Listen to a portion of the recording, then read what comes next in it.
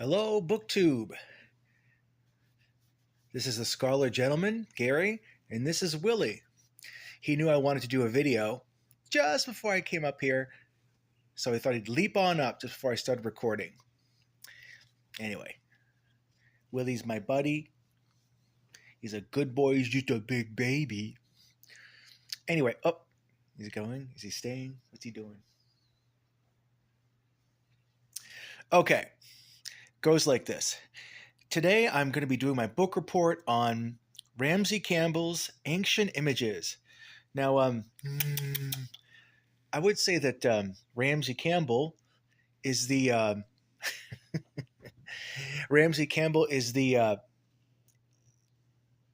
logical, natural descendant rather, of H.P. Lovecraft in the sense that he can build a really slowly but surely craft a very, very unsettling environment for you to read. It's like boiling the frog increment. Just sort of like before you know it, the frog's being boiled before he even knows it because it's going up slowly. The temperature is being raised. So in this, you basically have Sandy, who's she's a television film editor. She has a friend called Graham, who's a huge film aficionado, and he's finally secured this film called, I believe it's The Black Tower, could be the Tower of Death, I'm not sure. He finally tracked down a copy of this film, and it was supposedly Boris Karloff and Bela Lugosi starred in it, and it's been unreleased because the people who the film is based on didn't want it released. They did not want it released, so they basically used their clout to get the thing squelched, really. And it's this estate in the north of England, and their livelihood is bread. And it's very rich bread. Their soil is very, very red.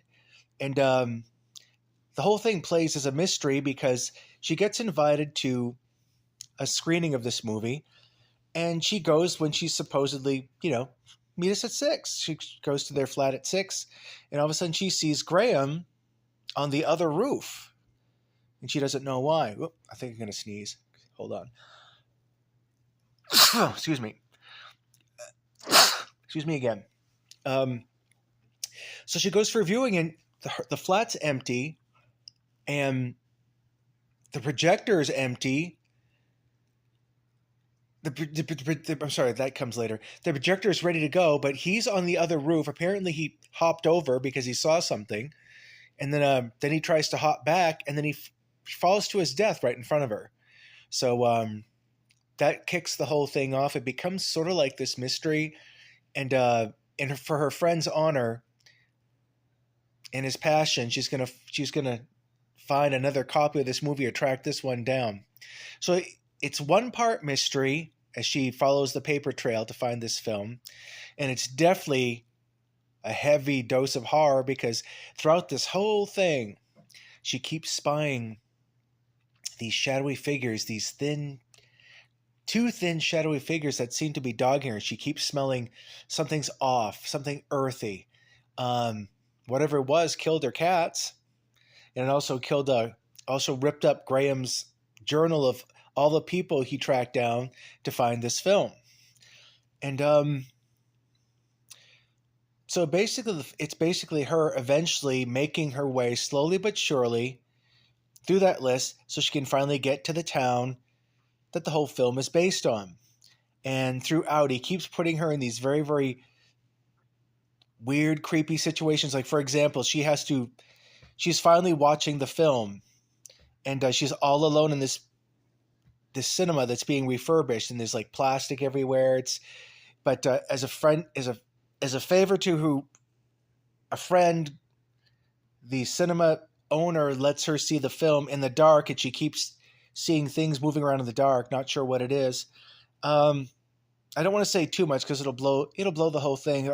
It makes me just want to read more of Ramsey Campbell's material because the only other person I've seen like basically sort of slowly pile up the atmosphere like that has been H.P. Lovecraft, and he's I don't want to say he's not a direct acolyte of Lovecraft, but he definitely has written Lovecraft some tales based on Lovecraft mythos. But every time you read Ramsey Campbell, it's like you're kind of like in an unsettling dream, and everything just feels not quite right, and that as you read the book, it just kind of slowly intensifies, like I said.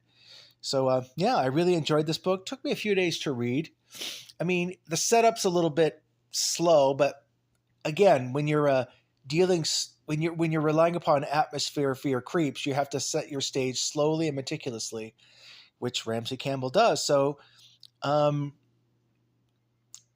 it becomes like you think it's going to be a cursed movie type of narrative, and then slowly it becomes a folk horror thing, which I didn't see coming. And I like a book where you can't see something coming, and then when you read the afterword, he claims that this is his. And this, I don't think this will blow it for you, but he claims that this is his version of a vampire novel, which again you can't really see coming until you really examine the plot. Uh, in his research, he said he wanted to set it in Thatcherite Britain because of Saint Enoch's army. It's a bunch of New Age travelers looking for some land that someone will let them settle on, and as you can remember, I know I didn't live in the UK during the Thatcher years, but yeah, there was a whole lot of civic unrest going on, and a lot of police crackdowns going on New Age travelers, from what I understand. So Saint Enoch's March Parade. He's basically this anti media, pretty much anti-modernity type of leader who's leading his people to the promised land, and they play a heavy-duty part towards the climax of the book. So yeah, I really enjoyed it. It's to continue my horror reading for Halloween, and this really did the trick. So I'm going to have to read some more Ramsey Campbell eventually. Hope you're doing well, folks, and we'll speak to you soon. This is the Scarlet Gentleman signing out.